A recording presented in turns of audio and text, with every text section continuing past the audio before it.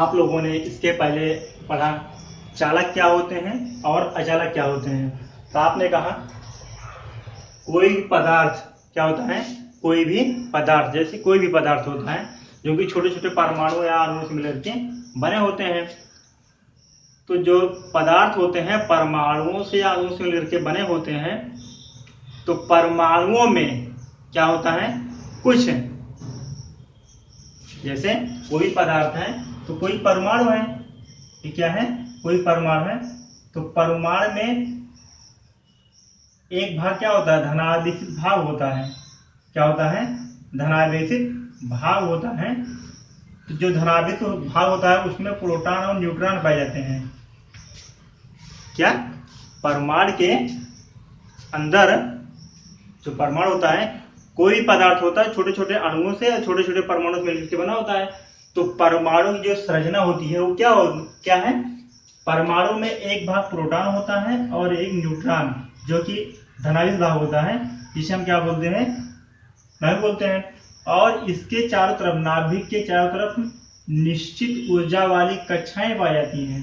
क्या पाए जाते हैं, कक्षाएं। ये क्या है, ये क्या बोलते हैं, ऊर्जा स्तर, कक्षा। इनमें इलेक्ट्रॉन क्या होते हैं, घूमते रहते हैं। अर्थात जितना प्रोटॉन में आवेश होता है उतना ही इलेक्ट्रॉन पर भी होता है। प्रोटॉन पर धन आवेश होता है और उतनी ही मात्रा में इलेक्ट्रॉन पर ऋण आवेश होता है। तो हम देखते हैं यहाँ इनमें क्या पाए जाते हैं, इलेक्ट्रॉन इसके चारों तरफ चक्कर लगाते हैं। क्या है, इलेक्ट्रॉन इसके चारों तरफ चक्कर लगाते रहते हैं। और इन्हीं इलेक्ट्रॉनों के द्वारा क्या होता है, आवेश। जब इलेक्ट्रॉन मुक्त होते हैं तभी आवेश क्या होता है, प्रवाहित होता है। अर्थात किसी भी चालक में, आपने पढ़ा है, कोई भी चालक होता है उनमें मुक्त इलेक्ट्रॉनों के द्वारा ही आवेश क्या होता है, प्रवाहित होता है। आपने इसके टॉपिक में पढ़ा कि चालक क्या है। तो चालक आपने पढ़ा कि वह पदार्थ जिनमें धारा आसानी से प्रवाहित हो जाती है, क्या होता है, धारा आसानी से प्रवाहित हो जाती है, उसे हम बोलते हैं चालक। क्या बोलते हैं, उसे चालक कहते हैं। और चालक में धारा की प्रवाह मुक्त इलेक्ट्रॉनों के द्वारा ही होती है। जैसे कि आपने क्या कहा, जैसे कहा एल्यूमिनियम, तांबा, लोहा आदि कहा। और आपने पढ़ा अचालक, क्या पढ़ा, विद्युत रोधी। क्या, विद्युत रोधी अचालक पढ़ा। तो अचालक में आपने क्या पढ़ा, वह पदार्थ जिनमें विद्युत धारा प्रवाहित करने पर प्रवाहित नहीं होती है, मतलब एक स्थान से दूसरे स्थान नहीं जाती है, उन्हें क्या बोलते हैं, अचालक। तो हम इस टॉपिक में क्या पढ़ने जा रहे हैं, बद्ध आवेश, मतलब चालकों में बद्ध एवं मुक्त आवेश हम पढ़ने जा रहे हैं। चालकों में अर्थात चालक में मुक्त अथवा बद्ध आवेश। क्या, बद्ध आवेश। मुक्त अथवा बद्ध आवेश, free and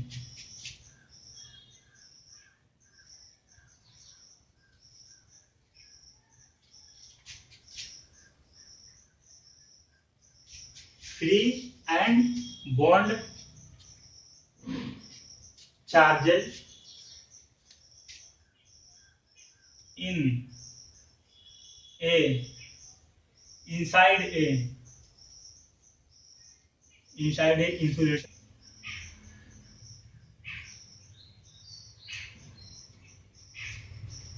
free and bond charges, मतलब मुक्त अथवा बद्ध आवेश, free and bond charges inside अर्थात में, एक कंडक्टर, किसमें, एक कंडक्टर में।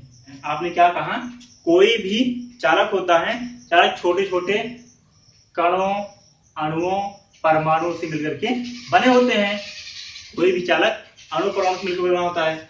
और जो परमाणु होते हैं, क्या है, जो परमाणु होते हैं वो परमाणु क्या होते हैं, प्रोटॉन, न्यूट्रॉन और इलेक्ट्रॉन से मिलकर के बने होते हैं।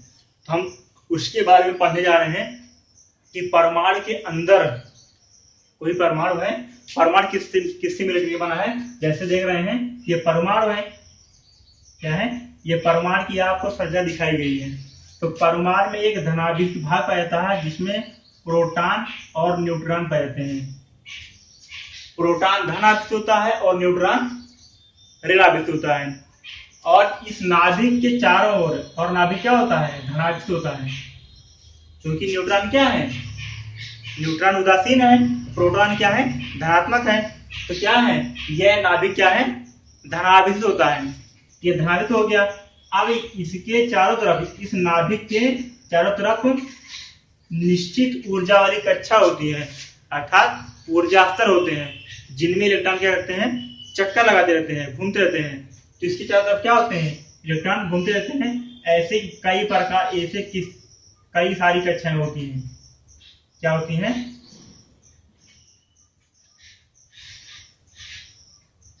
जिनमें इलेक्ट्रॉन पाए जाते हैं। और जो इलेक्ट्रॉन होते हैं, क्योंकि जितना ये इलेक्ट्रॉन, जो भी ये इलेक्ट्रॉन दिया गया है, ये इलेक्ट्रॉन पे जितना ऋण आवेश होता है उतनी ही मात्रा में प्रोटॉन पर धन आवेश होता है। और आपने इसके पहले पढ़ा है कि यदि एक धन आवेश हो और एक ऋण आवेश हो तो इनके बीच क्या लगता है, आकर्षण बल लगता है। क्या लगता है, आकर्षण बल लगता है। जबकि एक ऋण आवेश हो और दूसरा भी ऋण आवेश हो, अर्थात अगर समान प्रकार के आवेश होते हैं, चाहे वो प्लस प्लस हो चाहे वो माइनस हो, तो उनके बीच क्या होता है, प्रतिकर्षण बल लगता है। क्योंकि आप देख रहे हैं ये नाभिक धनावेशित है। क्या है, ये नाभिक धनावेशित है और ये क्या इलेक्ट्रॉन है, ऋणावेशित है। तो नाभिक और इलेक्ट्रॉन के बीच कौन सा बल लगेगा, आकर्षण बल लगेगा। तो जो नाभिक के द्वारा ये आकर्षण बल के द्वारा जुड़े रहते हैं, कौन, इलेक्ट्रॉन। अर्थात जो भिन्न ऊर्जा स्तर होते हैं उनमें जो स्थित इलेक्ट्रॉन होते हैं नाभिक से आकर्षण बल के द्वारा जुड़े होते हैं। यहाँ पर आप ये समझ सकते हैं, यहाँ पे कौन सा नियम लगेगा, कूलाम का नियम। क्या होगा, कूलाम का नियम, अर्थात कूलाम के नियम, अर्थात उसे हम कूलाम बल बोल सकते हैं। तो आकर्षण बल के द्वारा क्या होते हैं, ये एक दूसरे से जुड़े होते हैं। तो देखते हैं जैसे जैसे ऊर्जा स्तर संख्या बढ़ती जाती है वैसे वैसे इलेक्ट्रॉनों की संख्या बढ़ती जाती है। आपने कहा अब जो ये नाभिक होगा, क्या है, जो ये नाभिक है, नाभिक की जो पास वाली कक्षा है, जो ये पास वाली कक्षा है, और इसमें जो उपस्थित इलेक्ट्रॉन है क्या है, उन इलेक्ट्रॉन के और नाभिक के बीच आकर्षण बल क्या है, ज्यादा है।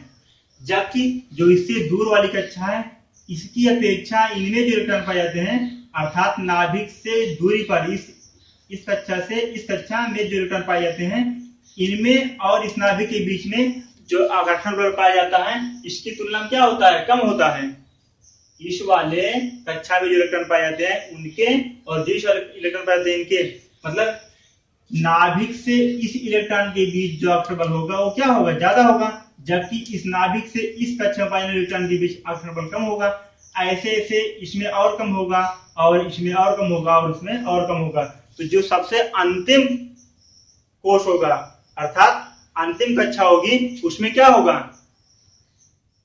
जो पाए जाने इलेक्ट्रॉन है उनके बीच और नाभिक के बीच आकर्षण बल बहुत कम होगा। क्या होगा, बहुत ही कम होगा। तो जो अंतिम ऊर्जा स्तर होता है, अर्थात जो अंतिम ऊर्जा स्तर होता है, उनमें पाए जाने वाले जो इलेक्ट्रॉन होते हैं वो क्या होते हैं, क्षीण कूलाम बल, अर्थात क्षीण बल द्वारा, क्षीण आकर्षण बल द्वारा जुड़े होते हैं। जो ये इलेक्ट्रॉन होते हैं ये कमरे के ताप पर मुक्त हो जाते हैं। क्या होते हैं, क्योंकि ये हम बात जो कर रहे हैं ये पदार्थ में किसी भी चालक अर्थात कोई पदार्थ अणु, परमाणु, और परमाणु के अंतर्गत ये बात हम चल रही है। तो क्या होते हैं, कमरे के ताप पर ये इलेक्ट्रॉन क्या होते हैं, मुक्त हो जाते हैं। इस ऊर्जा स्तर से ये क्या हो जाएंगे, मुक्त हो जाएंगे।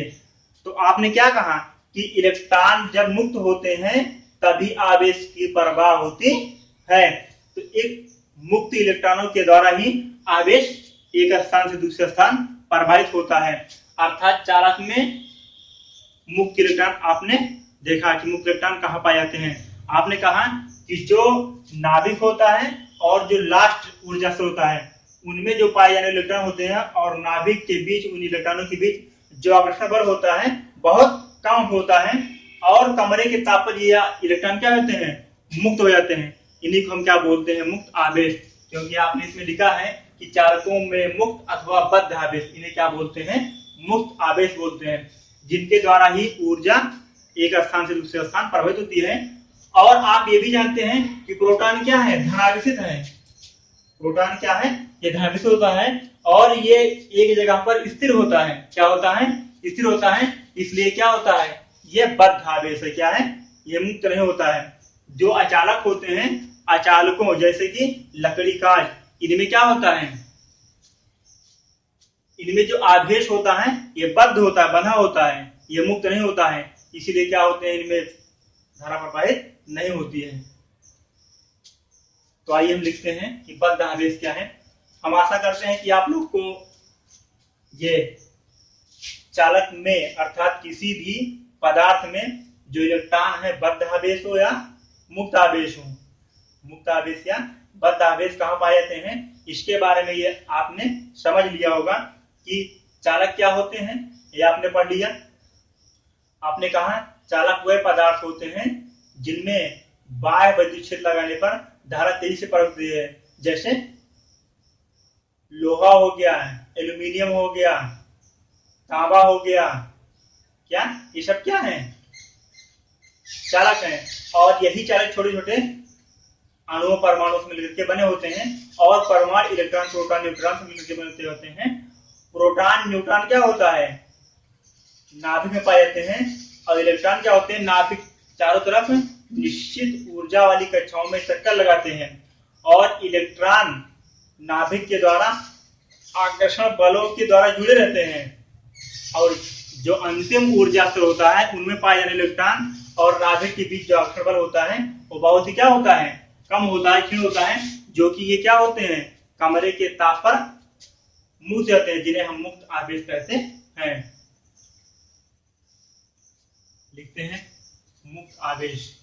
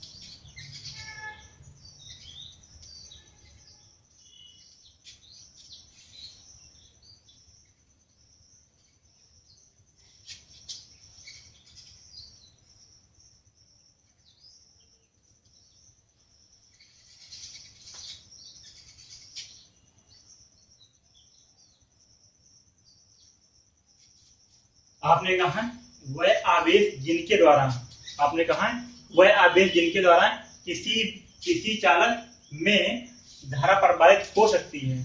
कोई भी चालक होता है इसमें धारा प्रवाहित हो सकती है, मुक्त आवेश कहते हैं। ये किसी भी चालक पदार्थ में नाभिक के चारों ओर पाई जाने वाली ऊर्जा स्तर अर्थात अंतिम ऊर्जा स्तर में पाए जाते हैं, जिसको आपने अच्छे समझा है, जिन्हें हम संयोजी इलेक्ट्रॉन, इसे संयोजी कोश भी कहते हैं।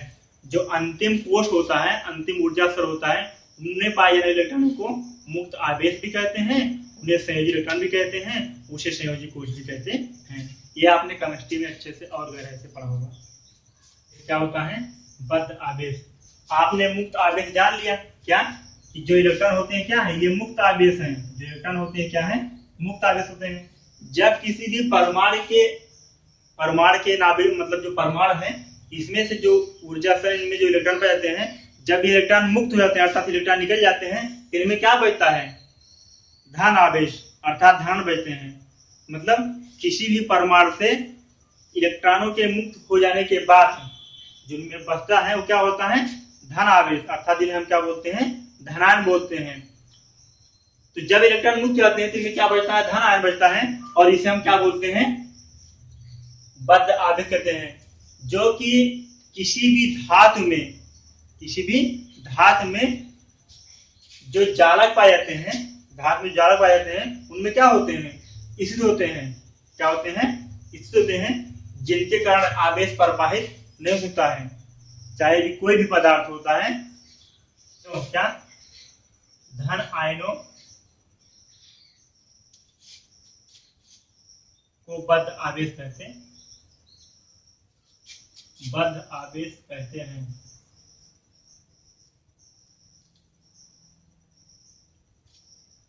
धन आयनों को बद्ध आवेश कहते हैं। आपने देखा कि जो बद्ध आवेश होता है उसे क्या बोलते हैं? धन आयन। जब ये इलेक्ट्रॉन निकल जाते हैं तो क्या होता है? ये पदार्थ धनावेश हो जाता है। जो पदार्थ होता है क्या कहलाता है? धनावेश हो जाता है। तो इन्हीं धन आयन को हम क्या बोलते हैं? बद्ध आवेश कहते हैं। और धन आयन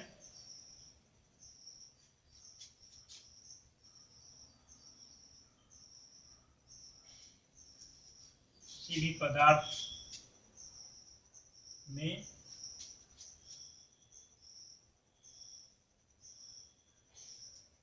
जालकों में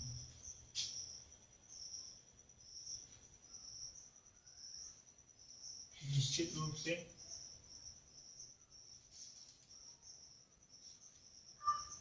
स्थिर रहते हैं।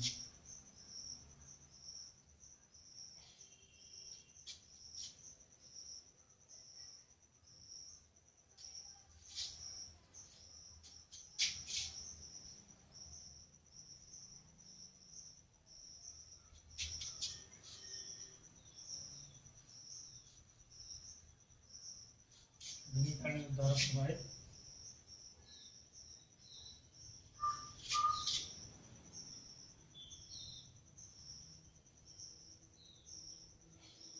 हो सकती है।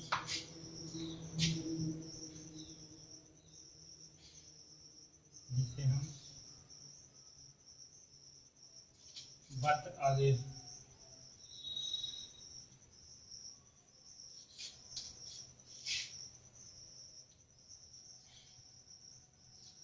क्या बोलते हैं?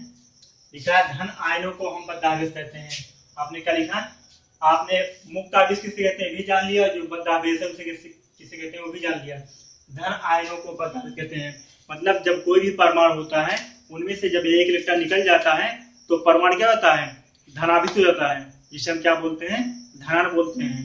और ये धन आयन जो होते हैं, ये क्या होते हैं? किसी भी धातु जालक में मुख्य रूप से स्थित होते हैं, इसीलिए इन्हें क्या बोलते हैं? बद्ध आवेश कहते हैं।